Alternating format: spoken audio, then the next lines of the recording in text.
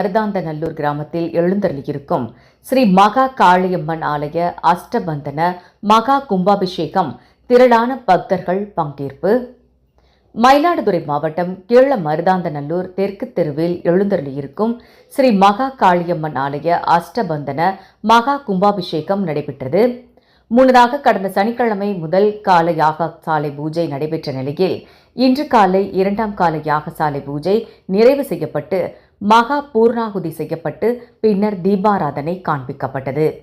அதனைத் தொடர்ந்து யாகசாலையில் இருந்து கடங்கள் புறப்பட்டு மங்கள வாத்தியங்கள் முழங்க கோவிலை வலம் வந்து கும்ப கலசத்தை அடைந்தது.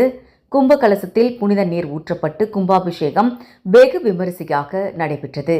இதில் சுற்றுவட்டார கிராமங்களைச் சேர்ந்த திரளான பக்தர்கள் கலந்து கொண்டு சுவாமி தரிசனம் செய்து வழிபட்டனர். இவ்விழாவிற்கான ஏற்பாடுகளை கீழ மருதாந்தநல்லூர் தெற்கு தெரு கிராமவாசிகள், கிராம நாட்டாமை பஞ்சாயத்தார்கள், இளைஞர் நற்பணி மன்றத்தார், மகளிர் சுய உதவி குழுக்கள் சார்பாக செய்திருந்தது குறிப்பிடத்தக்கது.